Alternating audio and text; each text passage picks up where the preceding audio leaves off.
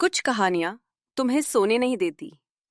कुछ कहानियां अंधेरी रातों में तुम्हारे पास आती हैं और तुम्हारी खिड़की से बार बार झांकने लगती हैं, क्योंकि वो सिर्फ कहानियां नहीं हैं, वो सच हैं। और कभी कभी सच सबसे बड़ा भूत होता है। वेलकम टू स्टोरी सूत्र।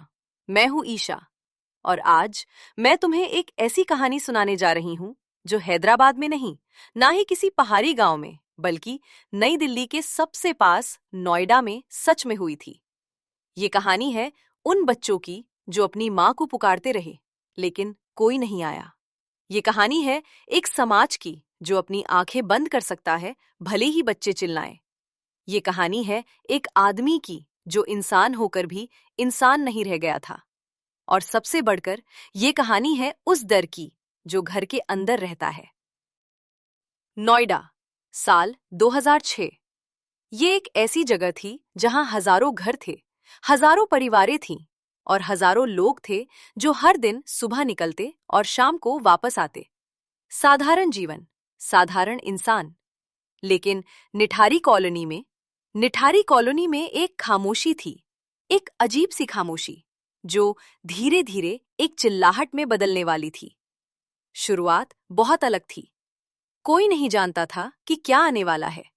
कोई नहीं जानता था कि बस कुछ महीनों में पूरी कॉलोनी एक घर के सामने खड़ी हो जाएगी और खुदाई करेगी, गड़ी हुई चीजों को निकालने के लिए।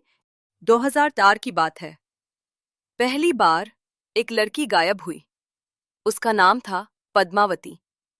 वो 8 साल की थी या 9 साल की। उसके माता पिता को अब सही नहीं पता था, क्योंकि जब कोई बच्चा गायब हो जाता है तो माता पिता के लिए समय रुक जाता है और सब कुछ एक स्थिर चित्र बन जाता है। पद्मावती एक मामूली बच्ची थी, न खूबसूरत न कुरूप, बस एक बच्ची जो स्कूल जाती थी, खेलती थी और अपनी माँ से थोड़ी सी चिढ़ाई करती थी। उस दिन वो अपनी मकान के पास ही खेल रही थी, अपनी गली में, अपने घर के सामने। कुछ और बच्चे भी थे और फिर अचानक अचानक वो गायब हो गई। पहला दिन कोई खास परेशानी नहीं हुई। वो शायद किसी को ढूंढने गई है, लोग कहते थे, या कहीं और खेल रही है। लेकिन दूसरे दिन जब वो नहीं आई तो माता पिता घबरा गए। पुलिस को बुलाया गया। एक स्टेशन वाला आया, एक नोट बनाया और कहा कि लड़कियां अक्सर ऐसे ही घर की बातों से परेशान होकर घर छोड़ देती हैं, वो वापस आ जाएगी। लेकिन पद्मावती नहीं आई। महीनों बीत गए, तलाश हुई, खबरें बनी। फिर समय ने सब कुछ धीमा कर दिया और पद्मावती एक नाम बन गई, एक याद में, एक माँ के अधूरे दर्द में। लेकिन एक साल बाद एक और बच्ची गायब हुई। इस बार 8 साल की या 10 साल की। फिर एक और, फिर एक और तब लोगों को समझ आना शुरू हुआ। ये कोई संयोग नहीं था, ये कोई खेल भी नहीं था, ये कुछ और था। कॉलोनी में पहली बार एक असली डर घुसने लगा। माताएं अपनी बेटियों को और बेहद सख्ती से रोकने लगीं। घर के बाहर मत जा अकेले, हमेशा भाई को साथ रख, किसी अजनबी से बात मत करना। लेकिन बच्चों को पूरी तरह घर के अंदर बंद नहीं किया जा सकता। और वो माँ जो लड़कियां गायब हो रही थी, वो कॉलोनी में ही कहीं पास में ही थी। कोई उन्हें अपने घर में रख रहा था। 2005 तक 5 या शायद 6 लड़कियां गायब हो चुकी थीं और पुलिस अभी भी सो रही थी, क्योंकि ये गरीब बच्चियां थीं, किसी बड़े परिवार के बेटे नहीं थे। इनके माता पिता किसी बड़े अधिकारी के रिश्तेदार नहीं थे, बस कॉलोनी के आम लोग थे, अपनी जीविका चलाने वाले, अपने बच्चों को पाल पोष कर बड़ा करने वाले। और जब तुम गरीब हो तो तुम्हारे बच्चे किसी को अहम नहीं होते। लेकिन कॉलोनी में एक चेहरा था, एक आदमी था जो हमेशा अकेला रहता था। उसका नाम था एडवर्ड अर्ना। नहीं, ये एक बहुत विचित्र नाम था इस कॉलोनी के लिए, क्योंकि ये गांव जैसी जगह थी या एक दूसरे देश की जगह थी, लेकिन ये नाम विदेशी था। एडवर्ड एक शांत आदमी था, 50 के करीब या 6। उसकी उम्र किसी को सही नहीं पता था। वो हमेशा मटमैले कपड़ों में रहता था। उसके बाल हमेशा गंदे रहते थे और उसकी आंखें कभी सीधे किसी को नहीं देखती थीं। लेकिन लेकिन जब वो किसी बच्चे को देखता था तो उसकी आंखें कुछ अलग हो जाती थीं। एक अजीब चमक, एक अजीब भूख जो सबको बहुत आसानी से समझ नहीं आता था। उसका घर कॉलोनी के एक कोने में था, टूटा फूटा घर, बंद खिड़कियां और हमेशा एक अजीब सी गंध जो बाहर आती थी। लोग सोचते थे कि शायद वो आदमी कूड़े को इकट्ठा करता है या गंदे कपड़े रखता है। कोई नहीं जानता था कि उसका घर क्या छुपा रहा है। एक बार एक महिला ने बताया था, वो महिला एडवर्ड के घर के पास से गुजरी थी और खिड़की से कुछ आवाजें आई थीं, बच्चों की आवाजें। एडवर्ड के घर में बच्चे हैं? महिला ने घर वालों से पूछा, लेकिन कोई नहीं जानता था। शायद कोई रिश्तेदार आए हों या उसे कोई काम के लिए भेजे हों। बस ऐसे ही बातें होती रहीं। लेकिन 2006 की गर्मियों में चीजें बदलने लगी। एक बार फिर से एक बच्ची गायब हुई। इस बार वो बहुत छोटी थी, शायद 7 साल की। और इस बार कॉलोनी के कुछ लोगों को एक अजीब सी शक हो गई। एडवर्ड के घर में जाओ, एक आदमी ने कहा, और देखो वो कहाँ है। लेकिन कोई नहीं गया। क्यों? क्योंकि कोई ये नहीं जानता था कि एडवर्ड के घर में देख क्या सकते हैं।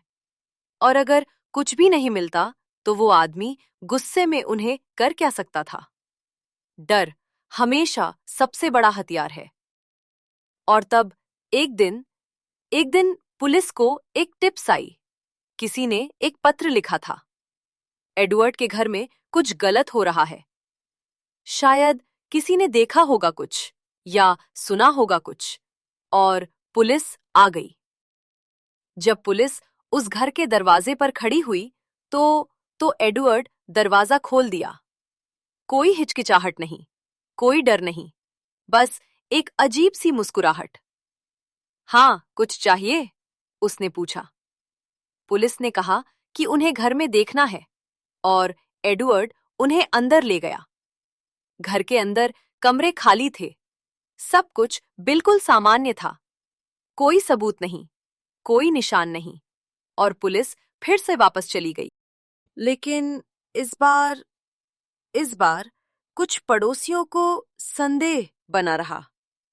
वह घर बहुत अजीब था, वह आदमी बहुत अजीब था, और वह खामोशी जो घर से आती थी, वह वह बहुत डरावनी थी। तब एक रात एक रात को एक माँ अपनी बेटी को खोजने निकल गई। उसकी बेटी गायब हो गई थी 2 दिन पहले। वह हर गली में खोजने लगी, बेटा, बेटा। और जब वह एडवर्ड के घर के पास से गुजरी तो उसे अंदर से एक आवाज सुनाई दी, एक बच्चे की घुटी हुई चिल्लाहट। माँ का दिल रुक गया। ये मेरी बेटी है। वह दरवाजे को खटखटाने लगी, खोलो, खोलो। लेकिन कोई नहीं खोला और अंदर से आवाजें बंद हो गईं। माँ फिर पुलिस के पास गई, इस बार ज्यादा ताकत के साथ, और इस बार पुलिस भी गंभीर हो गई। 2006 की 27 मई को एक छोटी सी खोज शुरू हुई। पुलिस एडवर्ड के घर के पास खोदने लगी, घर के पीछे की जगह, जहां अक्सर मिट्टी गीली दिख जाती थी। शायद यहां कोई कूड़ा फेंकते हैं, सोचा जाता था। लेकिन खोदना शुरू हुआ। पहली खुदाई में कुछ नहीं मिला, दूसरी में भी कुछ नहीं, तीसरी में एक आदमी का फावड़ा गहरा उतरा और एक अलग सी चीज को छुआ, कठोर, सफेद और एक खास तरह की हड्डियों जैसी गंध। अगले घंटों में जो निकला वो पूरी कॉलोनी को हमेशा के लिए बदल देने वाला था। एक बच्चे की हड्डियां, फिर दूसरी, फिर तीसरी, और इसी तरह 10, 12, 17, शायद इससे भी ज्यादा बच्चियों की हड्डियां। जब पूरी कॉलोनी को इसका पता चला तो एक ऐसी चिल्लाहट निकली जो जो शायद अब भी इस कॉलोनी की हवा में गूंजती है। माताएं अपने बाल तोड़ने लगीं, औरतें बेहोश हो गईं और लोग उस घर के चारों ओर इकट्ठा हो गए, उसी घर के जिसे वह रोज देखते थे, जिसके पास से वो रोज गुजरते थे, और कभी भी कुछ नहीं किया। एडवर्ड गिरफ्तार कर दिया गया। वो बिल्कुल शांत था, कोई भाव नहीं, कोई डर नहीं, कोई पछतावा नहीं, बस एक अजीब सी मुस्कुराहट। पूछताछ में जब पुलिस ने उससे पूछा कि उसने क्यों ये सब किया, तो उसकी बातें बहुत सादी, बहुत सरल और बहुत भयानक थीं। मैंने बस उन्हें अंदर रखा था, उसने कहा। वो मेरे साथ रहती थीं। मैंने कभी किसी को चोट नहीं पहुंचाई, वो बस मेरे पास रहती थीं।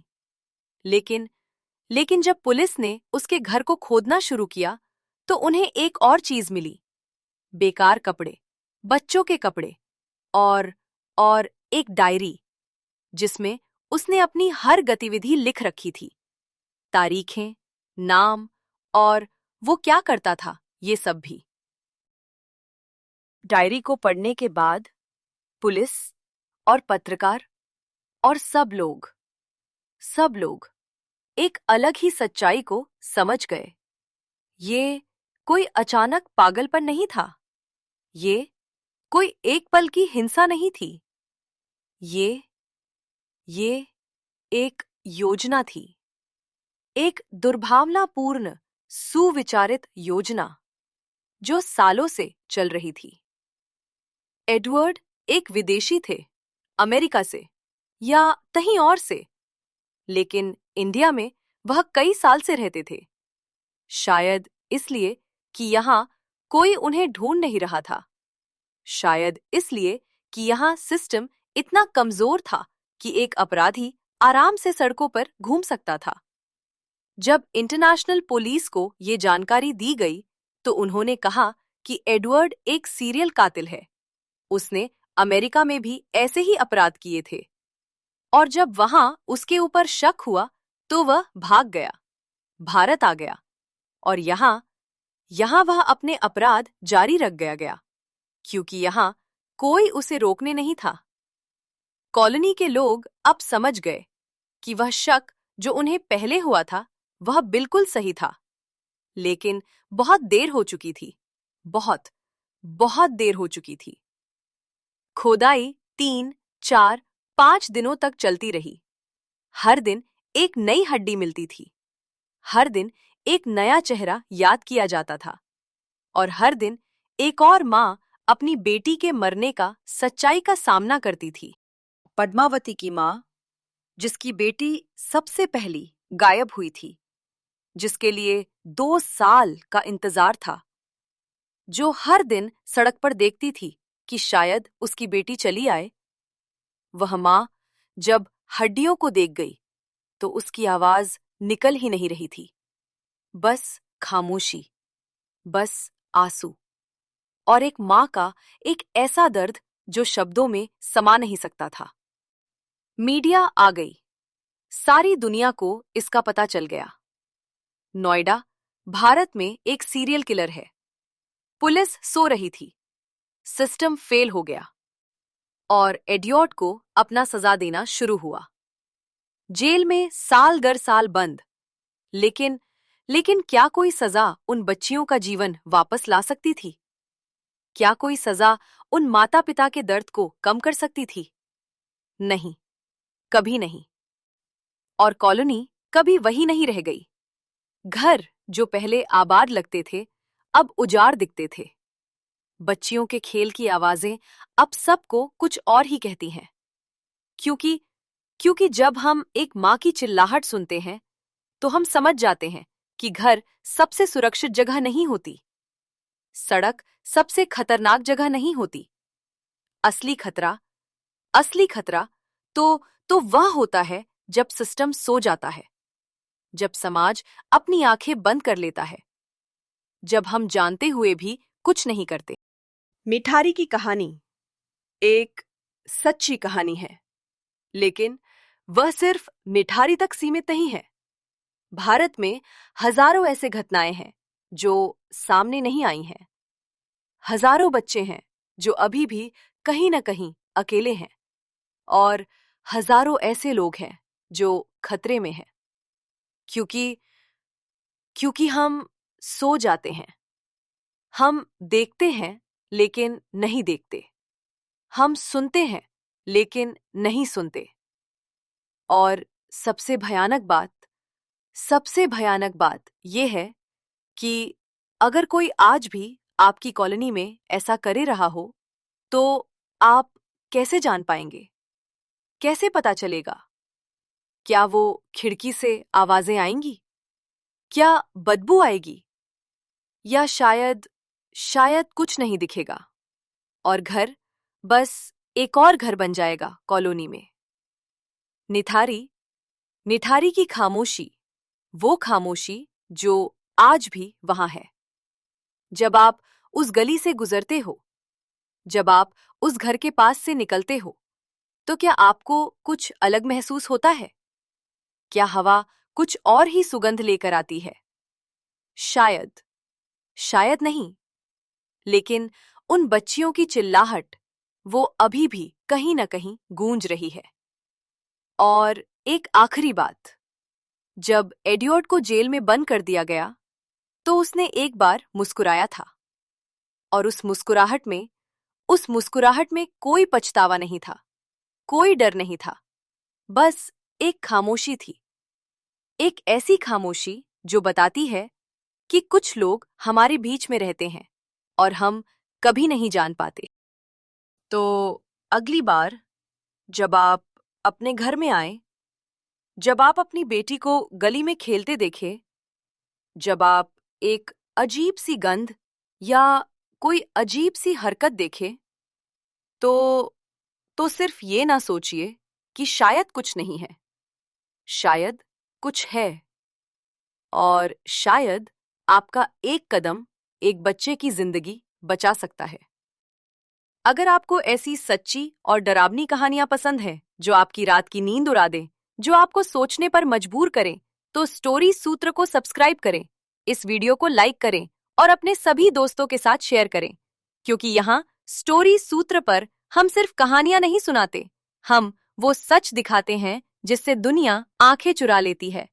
वो दर्द बयां करते हैं जो हर बार दोहराया जाता है, और वो आवाजें जिन्हें सुनने के लिए किसी को होश भर रहना पड़ता है। तो अगली कहानी के लिए हमारे साथ जुड़े रहें, क्योंकि क्योंकि अंधेरे में हमेशा कुछ न कुछ छुपा होता है, और शायद अगली बार वो अंधेरा आपके घर के सामने हो।